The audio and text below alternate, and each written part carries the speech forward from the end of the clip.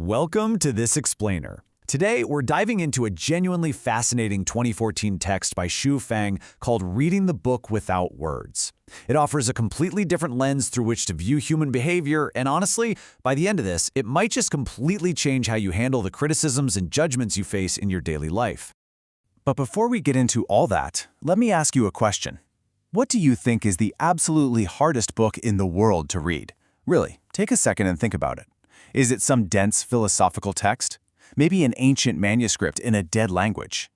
Well, according to the source material we're exploring today, the most difficult text you will ever encounter isn't sitting on a library shelf at all. Section 1. The three types of books: words, symbols, and nature.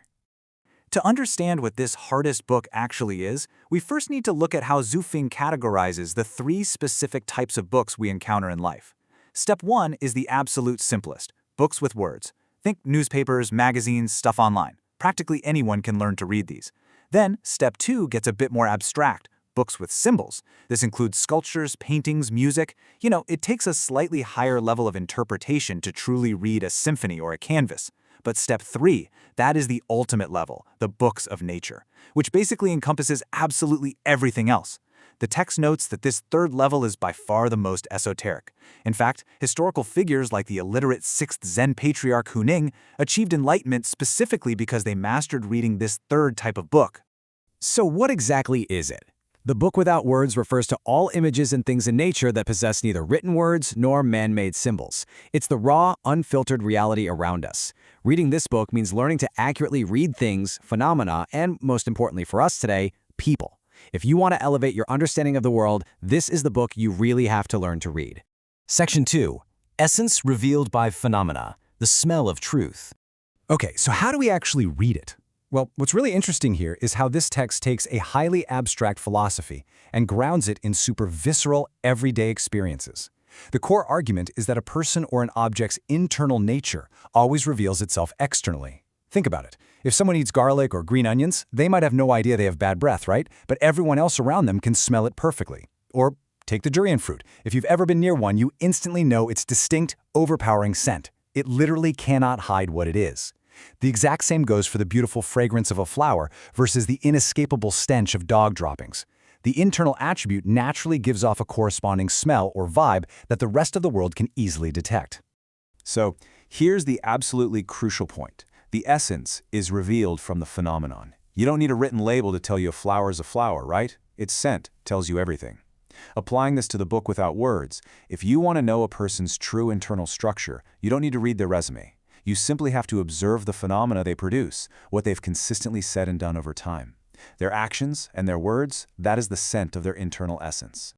Moving on to Section 3, the Buddha and the Dung, a tale of two perspectives. To brilliantly illustrate this concept in action, let's look at an incredibly entertaining Chinese historical anecdote. Picture this ultimate face-off. On one side, you have Master Fo Yin, a very wise monk. On the other, Su Dongpo, a scholar who is constantly trying to outsmart the master. So, one day they're sitting together, and Master Fo Yin looks over at Su Dongpo and gives him a wonderful compliment. He says, "You look like a statue of Buddha." Well, Su Dongpo, seizing what he thinks is the perfect chance to land a clever insult, looks right back at the master and replies, "Well, you look like a heap of cow dung." Master Fo Yin didn't even get angry. He just smiled and walked away silently. Su Dongpo went home absolutely thrilled, thinking he had finally won a battle of wits. But then, Su Dongpo brags about this little exchange to his highly intelligent sister, Su Xiaomei, and she delivers this absolute mic drop realization. She tells him, "You are utterly defeated this time. Because Master Fo Yin has Buddha in his heart, he sees a statue of him in you.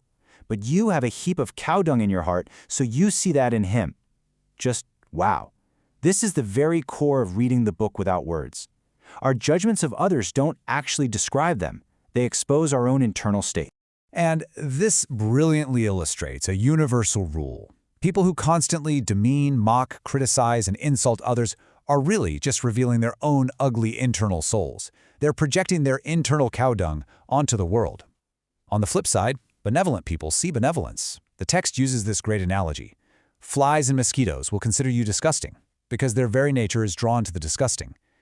But butterflies will find you beautiful because their nature is drawn to the beautiful. The environment hasn't changed at all. The internal essence of the observer has. Section 4. The painter's experiment, framing the masterpiece. Building on that idea, there's another really powerful story from the text about an artist who decided to test public perception. He took a painting he was super proud of and left it in a public square with a brush and ink. On day 1, step 1, he put up a sign that read, "Please point out any faulty strokes in this painting." When he returned at the end of the day, the canvas was completely covered in ink. Every single stroke had been heavily criticized. He was, understandably, devastated. But the next day, step 2, he painted the exact same picture, placed it in the exact same spot, but changed the sign to read, "Please point out the superb artistry of this painting." When he came back, the painting was completely different again. This time it was covered entirely in glowing praise and comments about its elegance. The artist came to a profound realization. The good or bad of the painting was completely determined by the viewer's state. The actual physical strokes on the canvas never changed. The art remained identical. What changed was the mindset of the people looking at it. The comments had absolutely nothing to do with the objective reality of the art, and literally everything to do with the prompt that shaped the viewer's internal state. Section 5. The Observer Effect, from philosophy to science. Now you might be thinking, okay, this sounds like a really nice philosophical fable, but get this. Quantum mechanics literally validates this ancient wisdom. In the realm of quantum physics, it is a proven phenomenon that the movements of fundamental particles are not fixed. They are actually decided and altered by the consciousness of the person observing them. The simple act of looking, the state of the observer, physically changes the reality of the particles being observed. It's wild. To make this even more tangible, the text points to the famous findings of Japanese scientist Masaru Emoto. He studied how human consciousness, words, and emotions physically shape the structure of freezing water. When water was exposed to an observer with the mentality of love and gratitude, or exposed to music and prayers, the resulting ice crystals froze into symmetric, perfect, absolutely beautiful structures. But when that exact same water was exposed to hate, mean words, and negativity, the crystals formed in a completely disorderly and irregular way. The internal state of the observer literally manifested right there in the physical world. Section 6. Freeing yourself from judgment, the ultimate takeaway. So what does all of this actually mean for us? Let's bring all these diverse concepts together. The text warns us about a psychological concept called the Pygmalion or Rosenthal effect. This is a phenomenon where people actually develop and change in line with other people's suggestions and expectations. If you let the negative comments, the criticisms, the cow dung of other people enter your mind, you run the very real risk of adapting to fit their distorted reality. You end up getting fooled by their projections.